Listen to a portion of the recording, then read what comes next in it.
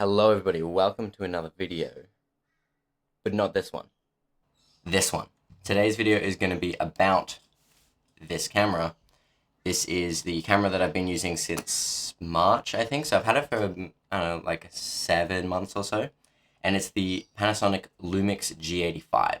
I got it for around 1,200 Australian dollars, so it's definitely not a professional camera, but it's a bit above those like cheap cameras that you really can't really get anymore, because I don't know why. So it's sort of like I would consider it a higher entry level or lower mid-range camera. And I'm just going to sort of basically give you my review after 7 or so months of using it, and what I've been using it for, what it can do, and the issues that I have with it. So the Lumix G85 is a 16 megapixel micro four thirds sensor camera. Now, micro four thirds is a small sensor. It is half the size of a full frame sensor, which has its issues, which I'll get to in a little bit, but it also has some benefits. So this is a micro four thirds sensor. A full frame sensor would be double that size, and then the very common APS-C or crop sensor would be roughly somewhere in between. They're usually about a 1.5 or 1.6 times crop, whereas this would be a 2 times crop compared to a full frame. The implications of that regarding focal length mean that a 12mm on this camera would act similar to a 24mm on a full frame camera.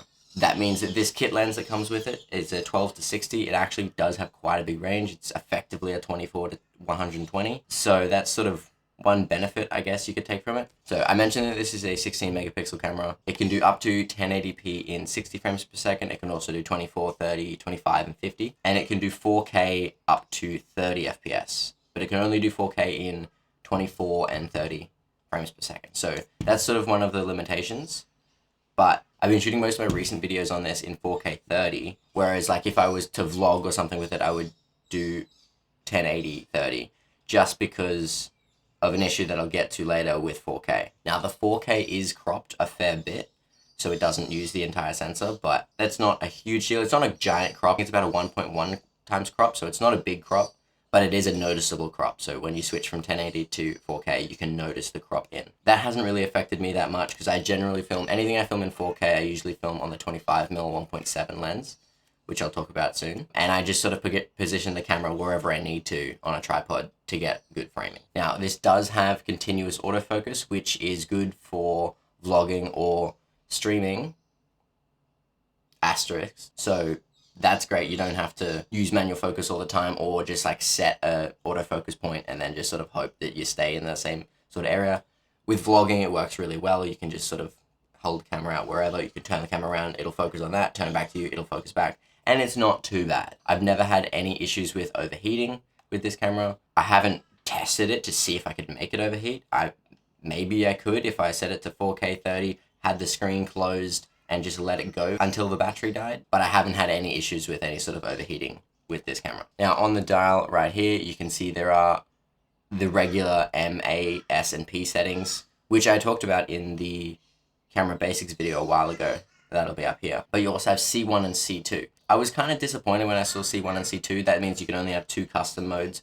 But in C1, that's just a custom mode. I use that as my photography mode. I set that's my general all-purpose photography custom mode. But C2 actually has C2.1, C2.2, and C2.3. So you actually have 3 custom modes within that one custom mode, and they can just be changed in the menu. I can even show you here. We'll open up the menu. You can just select 1, 2, or 3 within that. So then I have 3 video modes, basically, and 1 photo mode as my custom setup. And I can always just use the manual shutter priority, aperture priority, or programmed auto as well. But that is sort of good, at least in the fact that they only added 2 custom modes, but you could really have 4. Now, regarding I/O, of course, you have a SD UH2 slot. It's a single slot. It's not a big camera. It's not a professional camera. You don't need 2 slots. It does do UHS2, but you don't really need particularly fast cards for this. I've tested. I can do 4K 30 just fine on a V30 card, even though I have a V90 card. So you don't really need to spend a lot on SD cards for this camera in particular, but at the time that I bought the SD card, I didn't know, and I just sort of wanted to get the best one that made sense to get. Plus, when I do upgrade my camera, I will be able to use this V90 card in that camera, and then I can use a V30 in this, and it'll still all work fine. On the other side, we have these sort of like rubber flap door sort of things. So you fold them down, and they cover up the mic input. They have a remote connection as well. I haven't used that. I don't have any sort of remote for it anyway. So the mic would go in right there, and then under the other door, we have the micro USB. Not great. Which only does data as well. There's no power at all. If it was USB-C, maybe they could do power. And also, because it's micro USB, it's pretty slow as well. It's only USB 2. And we have micro HDMI at the bottom there. Now, it's good that it has HDMI, but I have heard that micro HDMI can have a lot of issues with the ports just breaking because it's such a small and fragile port. That's why everybody was hyped when the Sony cameras started having full-size HDMIs on them. So that's sort of one downside to this, is that HDMI. It works fine. I obviously use it when I'm streaming at my computer here, and I generally have, when I'm filming a video like this, I actually have a TV up here that the camera is plugged into, so I can monitor the video at a bigger screen than this. Now, speaking of streaming, when I have it plugged into my computer, I also have this dummy battery in. So this would go in just like the regular battery. We take the battery out. This would go in right there. There is a little flap here that you can put the cord through, so you thread that through. That's just sort of built in. I think that's pretty standard on most cameras, because dummy batteries are a thing that are used a fair bit. And then this just supplies constant power, so you never have to recharge it while you're using it. So it's great for streaming. If I'm filming a video like this, I'd probably also, these days, I'd probably use the dummy battery as well. Not that I really need it, but filming in 4K does use more batteries, so to be on the safe side, I would prefer to use the dummy battery over one of these. But obviously, if I'm vlogging or something, or if I'm going somewhere to take photos, I'm gonna be on a battery. Now, you can get cheap dummy batteries, but I was recommended not to get cheap dummy batteries by the guy that sold me this at the camera shop.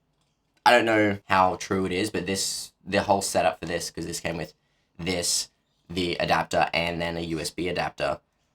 So it's 3 parts, and it costs like 300 Australian dollars for the dummy battery system, which might have been unnecessary. Like, you can get them for like 50 bucks on Amazon. But I thought, you know, I'm going to be using it a lot, and I don't want it to explode, so I'm going to get a good one. The HDMI port also does do clean HDMI out. So that's a big one when it comes to streaming, is you do not want all the information on your screen when you're trying to stream. This camera also doesn't have a record limit, nor does it have an auto off if it's just plugged in. So it'll never just turn itself off after no activity. It'll go to sleep if you just sort of leave it there, but if it's plugged in, it won't. The last good thing that I can really say about this is the flip screen. Now, this is great for vlogging, so we can have it this way, and then I can see the screen. It's not good because if you just get to stare at it, but you need to look at the lens. But it is great to be able to see, or if it's on the tripod like where this camera is, I can see it without needing it to be plugged into an external monitor or something like that. It also is pretty good for photography, so I can flip it this way, and I can actually do very low angle shots down to the ground and still see the screen without having to like get down super low to see it. So that's another benefit of the flip screen.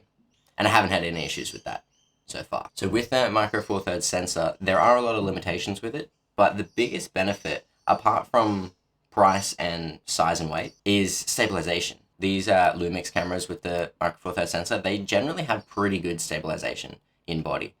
So that's something that if you need particularly good stabilization in the camera itself, maybe it's something to look into. I mean, it's not gimbal level stability, but it's pretty decent if you have stabilization on. I have stabilization turned off when I'm streaming because it's just set on a tripod. But if I'm vlogging, I want stabilization on, so it's not super shaky, you know. But with that smaller sensor, there are a lot of limitations. Not only is the smaller sensor a factor that you have to consider when considering focal lengths, it'll also have an effect on depth of field. So any f-stop will have to be twice as low to be giving the same effect as the same aperture on a full frame lens. So the 1.7 on this lens would give a similar effect when it comes to depth of field and low light performance as a 3.4 or 3.5 on a full frame lens. So that's sort of not great. And I mentioned low light. It's not great in low light. The sensor being so small, it doesn't allow that much light in. So this one's usually pretty good in low light. Like when I'm streaming, I don't have to have the ISO up too high.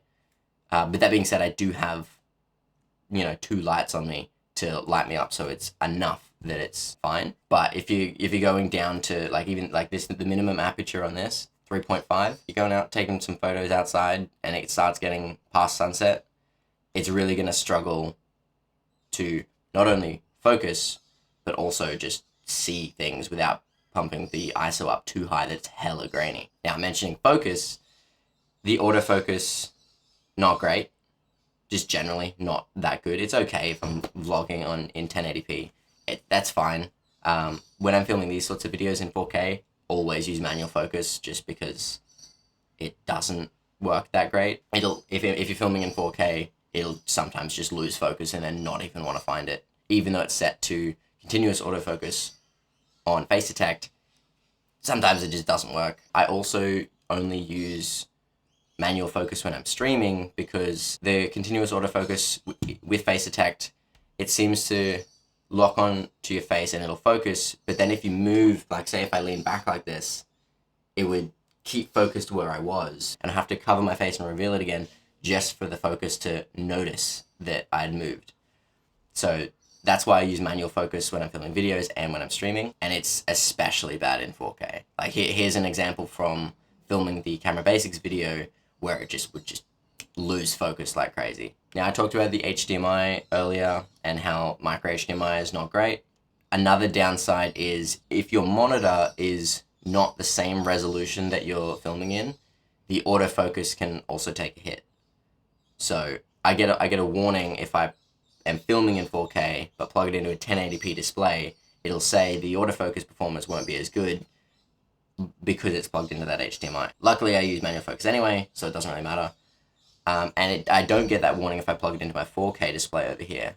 So it must just be something to do with the downscaling. And one other little annoying thing that it's not that big of a deal is the EVF. It has a infrared sensor here that detects whether you're looking through it or not. So you can have it set to just be on the flippy screen, and then if you actually hold it up to your face, it'll automatically change to the EVF. The sensitivity on that, even at the lowest setting, is too high. I'll have it on a tripod, I'll reach over to do something, press a button, and the screen will go black because it thinks that my face is too close to it, and it thinks that I'm looking through the EVF. There is, however, a function button here that is default set to switch between the two, but it doesn't actually just switch between the two, it switches between the modes of automatic or one or the other.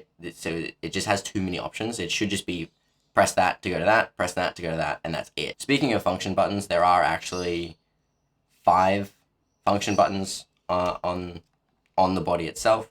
They have their function 1 button is default set to exposure compensation, which I've used a couple times. On the back we have the Q menu. The Q menu is actually pretty good.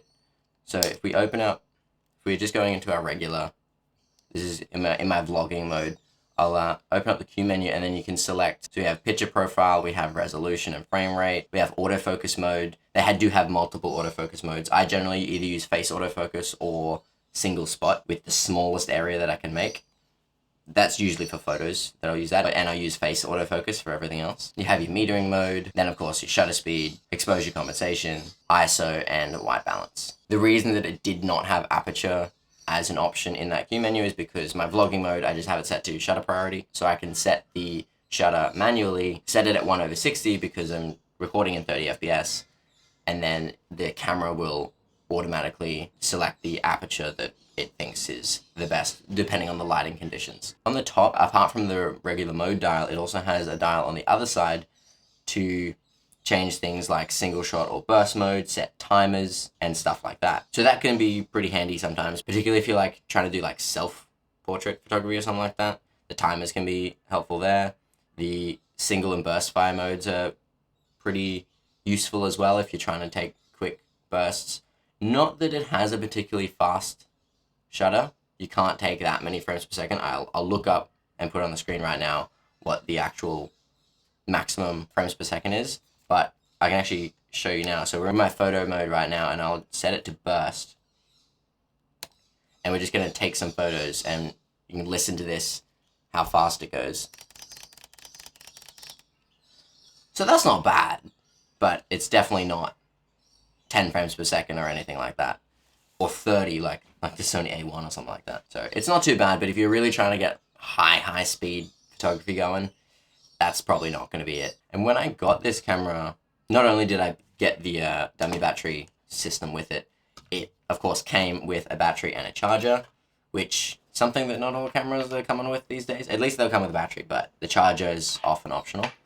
But it comes with a charger. I did get a second battery that is in there right now that is not a like Panasonic branded one. So it's got like 90% the capacity of the branded ones, and I think that's pretty standard throughout the industry. At the time that I got this, they were actually doing a deal where you get this 25mm 1.7 lens for free. This is only like a $250 lens or something like that. It's not that expensive. I think it's the cheapest one that you can actually get for this system.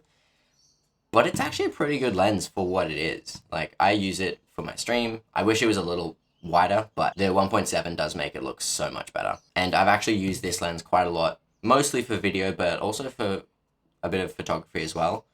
Generally, when I take photos, I like to take the 12-60 just so I can have more versatility and get all the way into 60mm, because I do sort of prefer that more telephoto look. That being said, I think I ended up paying about $1,600 Australian in March of this year, 2022, for the camera, this lens, which I got for free, and the dummy battery system. And this is my first like proper camera. So before this, I was just filming videos on my phone and streaming on my old phone, and the step up in quality from that to this is just, I was honestly surprised. I wasn't expecting that big of a jump to happen when I got it. There's a whole video on the channel from back when I got this camera about that upgrade that I did, when as soon as I plugged it into my computer and saw the quality on the screen, it was like, wow, this is so much better than a phone camera. And I hope that when I upgrade, that it'll have a similar sort of feel compared to this. Now, I'm not going to hope too hard just so I don't get disappointed, but I do think that this is not doing enough for me, that what I want it to do. I would like to shoot higher resolution photos, because 16 megapixels isn't the best. Like, can't crop in that much without it being super grainy or noisy. And there's just a lot of features missing from this that if you spend 2 to 2.5 times the amount of money, you could get a lot more out of a camera than just with this one. That being said, if you are in the market for a higher end beginner camera, this is a good one. Just know that your low light performance isn't going to be great, your autofocus performance isn't going to be great, but it's not bad. I guess that's my review. It's not bad, not great, not bad. For the price, I don't know, everything's getting very expensive these days anyway, so it's hard to say whether something's good value. It is pretty old, that's the thing. It is, when did this come out? This camera came out in 2016, so this is a 6-year-old camera, and it still more or less holds up. Probably its closest competitors these days would be like the Sony ZV-E1. I don't know if there's any Canon ones that are within the same sort of price range. Maybe the R10, but I feel like that'd be a little bit more expensive. But as a $1,000 camera, like I said, it's okay. Oh yeah, the screen is touchscreen, by the way. I don't think I mentioned that. It's touchscreen. Currently filming this on a Nikon D3500, which, what? The camera that I'm currently filming on with the lens is more expensive than this camera. But this one's better. This one is 100% better. Wow. Should probably end the video, hey. I forgot to do this. Thank you for watching. That's my review of the Lumix G85. Go watch some other videos over here. And I'll see you in the next one. Okay, bye.